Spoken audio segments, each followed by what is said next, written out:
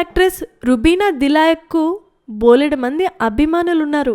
TV సిరీస్లలో విభిన్నమైన నటనతో ఆకట్టుకోవడమే కాదు, ట్రాన్స్జెండర్ పాత్రలో మెప్పించిన ఈ నటికి పెర్ఫార్మెన్స్ పరంగా మంచి మార్కులే పడతాయి.